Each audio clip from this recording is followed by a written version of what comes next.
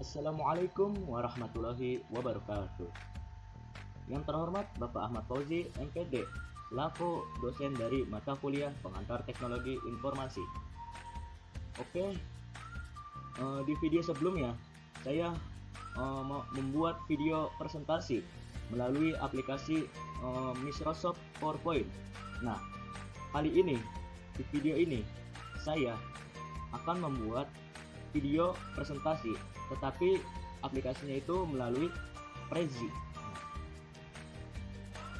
Oke, kita buka saja aplikasi Prezinya. Nah, di sini saya membuka aplikasi Prezinya melalui Google Chrome.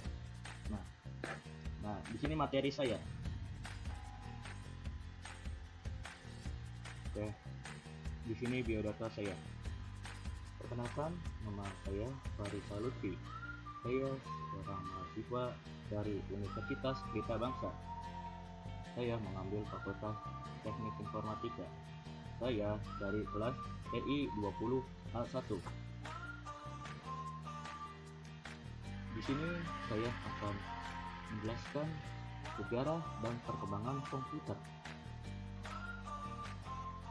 Oke, di sini ada beberapa materi yang akan saya jelaskan, yaitu yang pertama itu saya akan menjelaskan pengertian komputer, yang kedua saya akan menjelaskan perkembangan komputer, yang ketiga saya akan menjelaskan generasi komputer dari abad zaman dahulu sampai zaman sekarang, yang keempat itu saya akan menjelaskan fungsi dari komputer, dan yang kelima itu saya akan menjelaskan komponen yang ada di komputer. Oke, sekarang saya akan menjelaskan pengertian komputer. Nah, di sini ada pengertian komputer menurut KBBI. Komputer adalah alat elektronik yang bekerja secara sistematis dan cermat untuk mengolah berbagai macam data, seperti data angka, suara, dan gambar. Nah, adapun menurut Robert Habermas, komputer adalah suatu alat elektronik yang mampu melakukan beberapa tugas, yaitu menerima input, memproses input sesuai dengan instruksi yang diberikan, menyimpan perintah-perintah dan hasil pengolahannya, serta menyediakan output dalam bentuk informasi. Nah, adapun menurut C. Hammacher, komputer adalah mesin penghitung elektronik yang cepat dan dapat menerima informasi input digital, kemudian memprosesnya sesuai dengan program yang tersimpan di memorinya, dan menghasilkan output berupa informasi. Nah, ini adalah beberapa pengertian dari KBBI dan para ahli.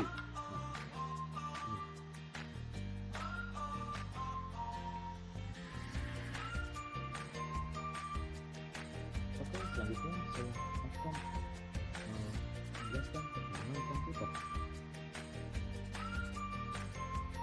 Nah, komputer merupakan perangkat yang saat ini banyak di kehidupan sehari-hari.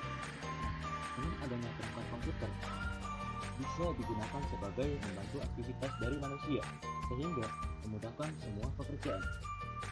Sejarah komputer pun terus berkembang tiap waktu, hingga sampai kita rasakan sekarang ini. Hal ini memang telah terbukti dengan digunakannya komputer, apalagi di setiap lini kehidupan pada zaman sekarang. Tidak dapat dipungkiri, memang manusia sekarang akan lebih cenderung bergantung terhadap komputer di setiap kegiatannya. Akan tetapi, proses perkembangan dari komputer tidak serta-merta canggih karena ada tahapannya. Nah, komputer sekarang memang telah jauh berbeda dengan komputer terdahulu, mulai dari segi bentuk, kinerjanya, hingga komponen yang dipakai. Nah, sebab komponen terdahulu memiliki ukuran yang bisa menghabiskan satu ruangan.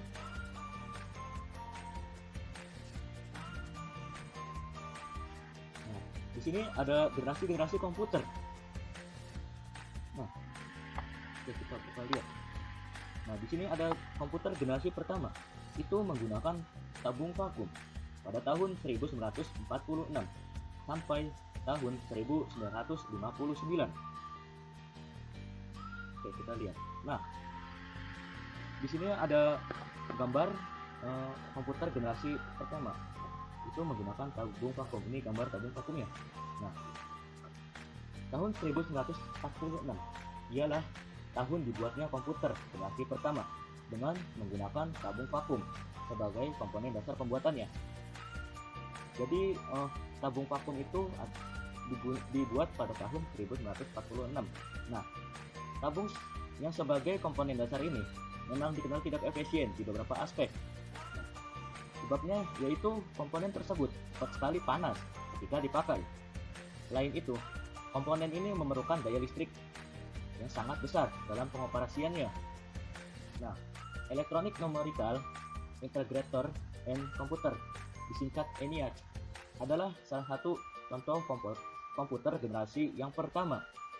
Nah, untuk komputer generasi pertama diciptakan oleh J. Presper Edgecourt dan John Mauchly di University of Pennsylvania. Jadi ini adalah pencipta komputer generasi pertama dan dibuatnya itu di University of Pennsylvania.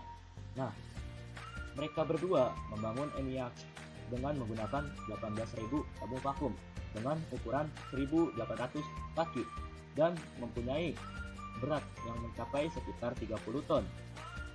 Sejarah komputer generasi pertama ini menjadi digital elektronik yang dipakai untuk kebutuhan paling umum. Nah, program ENIAC ini sudah dirancang pada tahun 1942, namun dimulai baru di tahun 1948 dan selesai pembuatannya itu pada tahun 1946. Nah, adapun bentuk program ENIAC memiliki ukuran sangat besar. Pada petakannya, program ini saja memerlukan ruang seluas 500 m kubik. ENIAC ini juga menggunakan 75.000 relay dan sekitar 18.000 tabung, 70.000 resistor dan 10.000 kapasitor. Nah, saat memulai pengoperasian, ENIAC membutuhkan daya listrik yang sangat besar, yang yaitu sekitar 140 kW. Nah, adapun untuk bahasa yang digunakan pada komputer generasi pertama ini adalah bahasa mesin. Bahasa ini menjadi bahasa pemrograman yang sangat dasar dan bahasa ini hanya dimengerti oleh komputer saja dan manusia pun tidak bisa. Bahasa manusia pun tidak bisa. Nah, untuk dana yang diperlukan untuk membuat komputer generasi pertama ini mencapai $1 juta.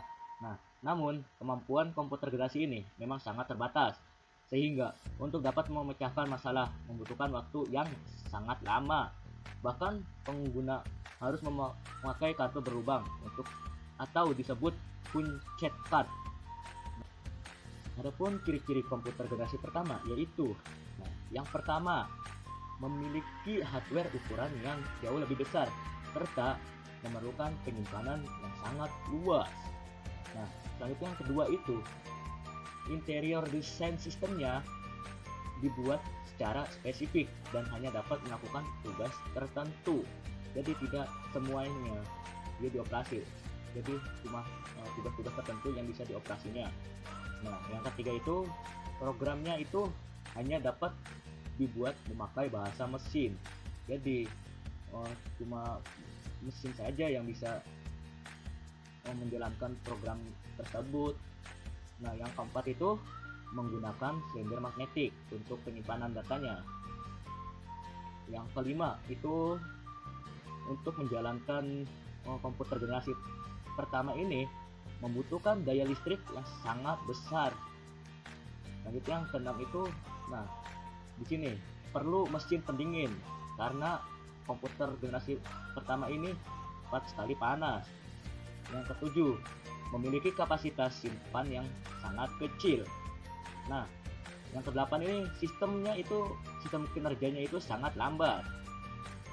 Yang kesembilan, memakai konsep storage program dan menggunakan magnetic core storage sebagai memori utama.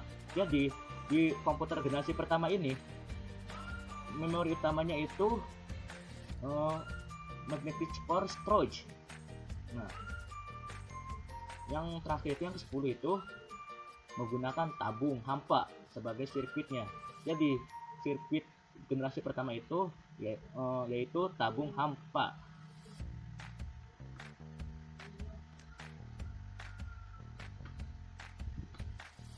Nah, selanjutnya ada komputer generasi kedua, itu menggunakan transistor pada tahun 1959 sampai tahun 1965.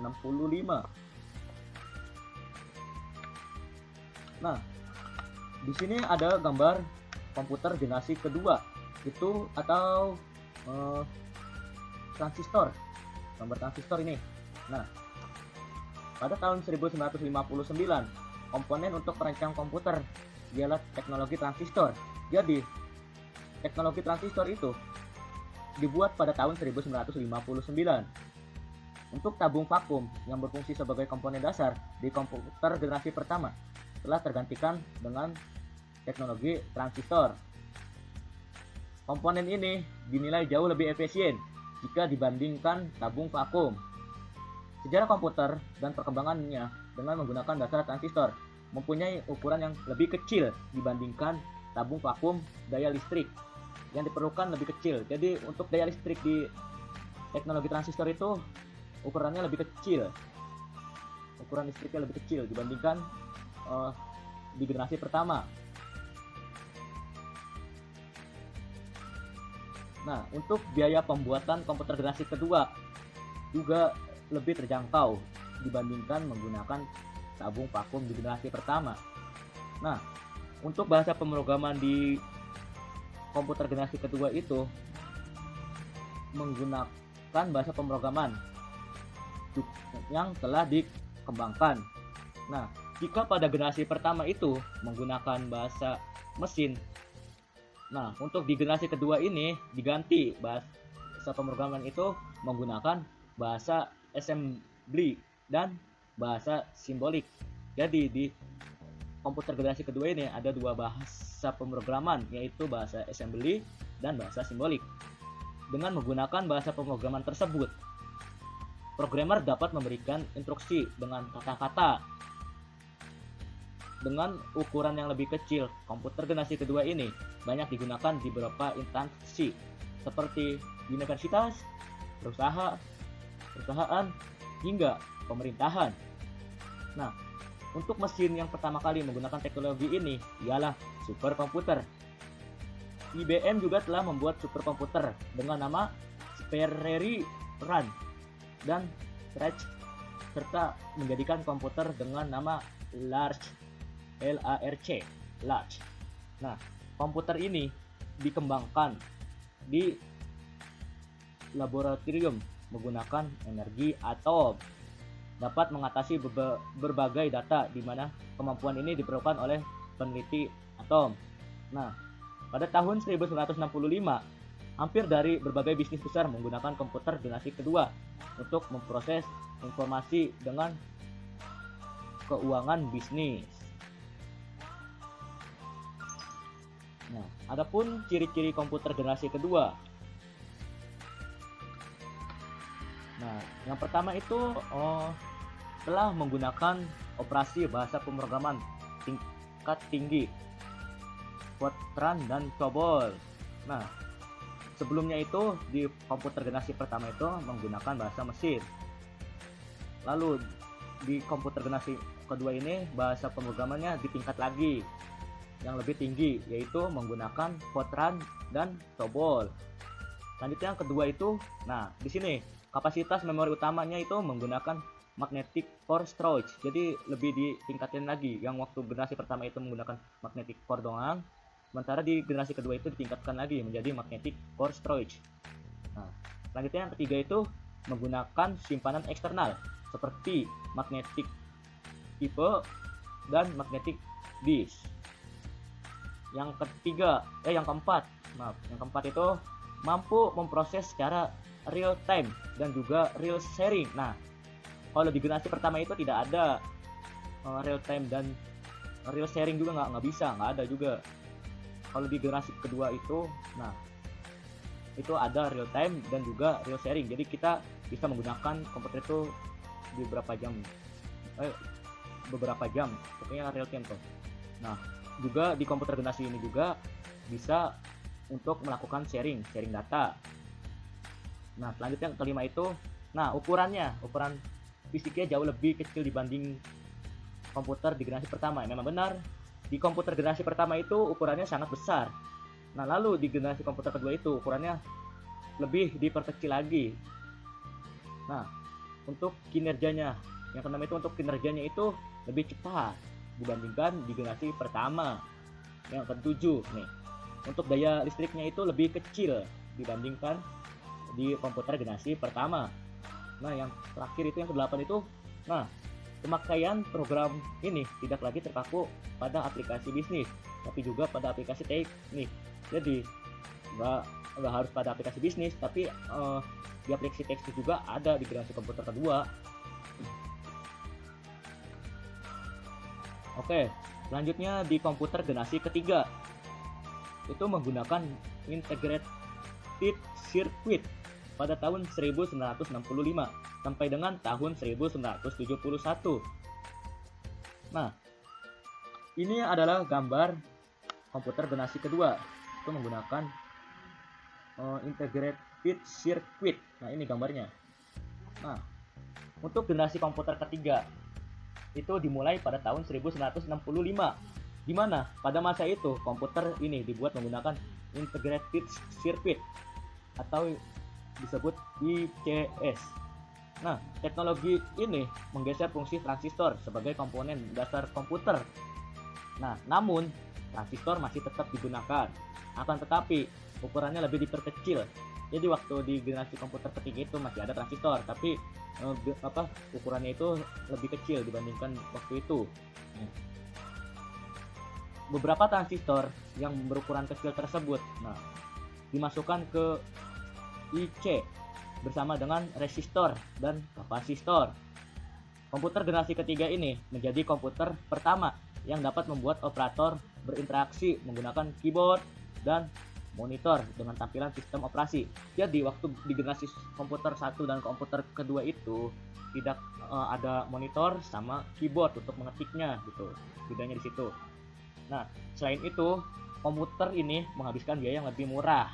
Nah, dibanding komputer sebelumnya. Memang benar, komputer yang sebelum-sebelumnya itu harganya lebih mahal sekali dibandingkan yang komputer yang generasi ketiga ini, sangat murah sekali. Nah, sehingga untuk membeli komputer generasi ketiga ini sangat terjangkau bagi masyarakat umum. Nah, komputer generasi ketiga ini merupakan perkembangan melalui tahap yang sangat pesat dari komputer terdahulu. Nah, komputer generasi ketiga ini munculnya itu pada era tahun 1964 sampai dengan tahun 1970. Nah, dalam penggunaannya, transistor membuat kinerja komputer cepat panas, sehingga komputer generasi kedua mulai ditinggalkan. Jadi, mengapa transistor itu ditinggalkan? Ya karena komputer di generasi kedua itu atau transistor itu lebih cepat panas dan masyarakat pun meninggalkannya.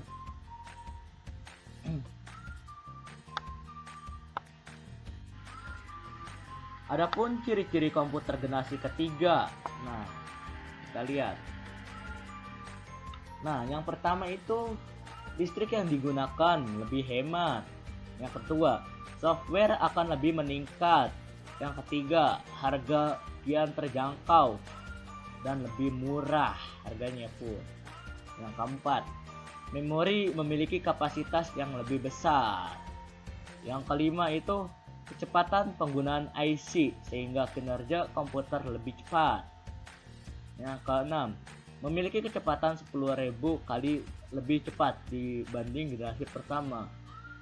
Yang ketujuh, komputer sudah dapat menggunakan multiprocessing. Yang kedelapan, komputer sudah menggunakan memakai visual display dan dapat mengeluarkan suara. Yang kesembilan, menggunakan penyimpanan luar seperti disket magnetik. Dan yang terakhir yang 10 itu mampu melakukan komunikasi dengan komputer lain. Nah, ini adalah ciri-ciri dari komputer yang ketiga. Nah, selanjutnya ada komputer generasi keempat. Itu menggunakan mikroprosesor pada tahun 1971 hingga sekarang. Nah, ini adalah gambar komputer generasi keempat atau mikroprosesor. Ini komputer yang sekarang kita pakai ya, ini nih. Nah, komputer yang kita pakai saat ini merupakan komputer generasi keempat, di mana generasi keempat ini digunakan dengan komponen dasar bernama mikroprosesor. Nah, untuk chip mikroprosesor memiliki ribuan transistor dan beberapa macam elemen sirkuit yang mana saling berhubungan menjadi satu. Nah, untuk Intel menjadi sebuah perusahaan yang paling berpengaruh terhadap perkembangan chip mikroprosesor karena mereka berhasil menciptakan Intel 4004 yang merupakan cikal bakal perkembangan komputer. Nah, perusahaan dari Intel berhasil menggantikan peringkat komputer yang memiliki ukuran yang besar menjadi sangat kecil sehingga membuatnya menjadi lebih efisien. Nah, pada tahun 1971, IBM menciptakan komputer yang didesain khusus untuk kalangan rumahan. Sedangkan Apple sendiri itu untuk mempublikasikan Macintosh pada pertama kali itu pada tahun 1984. Sebuah sistem operasi untuk dapat dijalankan dari perangkat komputer. Banyak sekali kemajuan pesat yang terjadi pada generasi keempat ini seperti diciptakannya mouse, terus ada graphical user interface atau GUI hingga komputer jinjing atau yang disebut sebagai laptop. Nah, prosesor atau yang disebut CPU selalu mengalami perkembangan dari waktu ke waktu sehingga sekarang. Nah, itu teman-teman. Nah, adapun ciri-ciri dari komputer generasi keempat yaitu dapat menggunakan LSI atau Large Scale Integration. Yang kedua itu sudah dikembangkan dengan memakai semikonduktor atau mikroprosesor yang berbentuk seperti chip untuk memorinya. Yang ketiga itu dipasarkan juga pada sektor perorangan. Jadi untuk memakai komputer ini bisa perorangan. Selanjutnya yang terakhir yang keempat itu selalu muncul komputer terbaru yang lebih efisien dan mudah dibawa kemana-mana seperti laptop. Nah, itu adalah ciri-ciri komputer generasi keempat. Nah, selanjutnya ada komputer generasi kelima yaitu Artificial Intelligence. Pada itu digunakannya itu pada masa sekarang hingga masa depan yang akan datang. Nah, ini adalah komputer generasi kelima. Ini komputer yang bakal ada di masa depan. Ini gambarnya. Ini gambarnya. Nah, pada generasi kelima ini sebenarnya masih tahap pembangunan, di mana generasi ini akan mempunyai teknologi yang dibuat dengan berdasarkan kecerdasan buatan atau yang disebut Artificial Intelligence. Pengembangan komputer generasi kelima ini tujuannya untuk dapat menghasilkan perangkat komputer yang dapat merespon menggunakan bahasa yang digunakan manusia. Nah, tidak cukup sampai di situ. Komputer generasi ini diharapkan dapat mempelajari lingkungan di sekitarnya serta dapat menyesuaikan dirinya sendiri. Nah, adapun ciri-ciri komputer generasi kelima yaitu yang pertama, ada komputer masih menggunakan teknologi LSI namun akan mempunyai banyak perkembangan. Yang kedua, memiliki fitur yang terus berkembang tiap tahunnya. Yang ketiga, semakin cepat dalam pemrosesan informasi, jadi informasinya lebih cepat lagi untuk diprosesnya. Nah, yang keempat itu komputer memiliki kemampuan untuk mendengar, berbicara, melihat, dan pastinya lebih canggih lagi, bahkan dapat memberikan kesimpulan layaknya manusia. Nah, itu adalah ciri-ciri komputer generasi kelima. Nah, itu adalah generasi-generasi komputer dari zaman dahulu, sekarang hingga zaman depan. Oke, selanjutnya saya akan menjelaskan fungsi komputer. Nah, dalam prinsipnya komputer memiliki 4 fungsi dasar. Di antaranya, yang pertama itu data processing atau pengolahan data. Yang kedua, data storage atau penyimpanan data. Yang ketiga itu data movement atau pemindahan data. Dan yang terakhir, yang keempat itu ada control atau pengendalian. Oke, kita yang ke pertama dulu. Ada data processing. Nah, komputer digunakan untuk pengolahan data sehingga dapat menghasilkan output berupa suatu informasi. Data yang diolah umumnya data berupa dokumen. Nah, contohnya seperti dokumen, teks, suara, kata, objek, video, gambar, dan grafik. Selanjutnya ada data storage. Nah, komputer berfungsi untuk pengamanan dan pemakaian kembali data. Komputer dapat melakukan fungsi penyimpanan dan pengembalian data. Misalnya, ketika kita menggunakan aplikasi Microsoft Word, kita dapat melakukan penyimpanan atau save data tersebut ke dalam hard disk dan juga dapat mengambil kembali data tersebut. Itu kita open saja datanya. Nah, selanjutnya ada data movement. Komputer juga dapat melakukan pemindahan data dari satu komputer ke komputer lain atau alat-alat output lainnya. Dan yang terakhir itu yang keempat itu ada kontrol. Komputer juga dapat melakukan kontrol pada setiap sistemnya, yaitu adalah prinsip komputer dan fungsi dasarnya. Dan yang terakhir, saya akan menjelaskan komponen-komponen komputer. Nah, di sini komponen-komponen komputer itu memiliki 3 komponen, yaitu yang pertama komponen input. Nah, apa itu komponen input?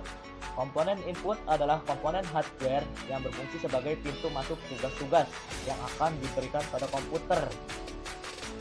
Contohnya, nah di sini ada contoh alat inputnya, yaitu yang pertama ada keyboard, yang kedua ada mouse, ketiga mikrofon, yang keempat itu ada scanner, dan yang terakhir itu komponen-komponen input lainnya.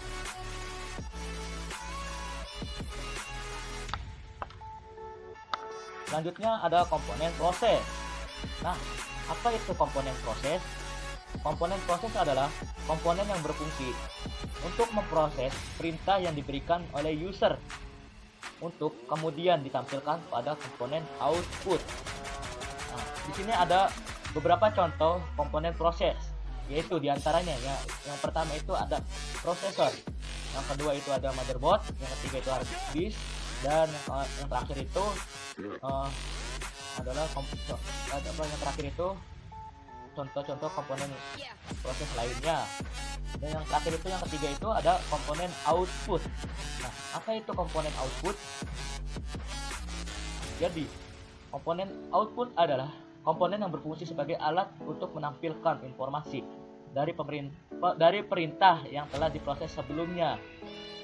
Adapun contoh-contoh dari komponen output, diantara yang pertama itu ada monitor, yang kedua printer, yang ketiga speaker, yang keempat ada headset, dan yang terakhir itu contoh-contoh komponen output lainnya. Jadi kesimpulannya yaitu komponen input, yaitu komponen untuk memasukkan sebuah data ke dalam komputer. Lalu data komputer itu diproses dan data tersebut diproses oleh user atau kita yang memakai komputer tersebut. Nah, dan menghasilkan sebuah output. Jadi output itu keluarannya. Seperti misal kita menyetel musik. Nah, musik itu kan dimasukkan ke dalam aplikasi. Aplikasinya itu bisa aplikasi musik. Nah, lalu menghasilkan suara. Nah, suara itu bisa terdengar melalui apa? Melalui speaker seperti itu. Contohnya.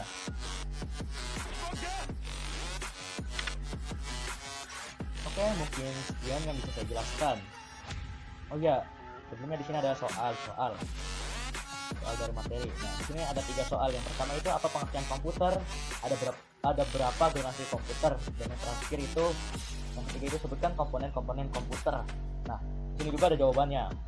Jawaban untuk pertanyaan yang di atas tuh. Ini ada 3 jawaban. Ya.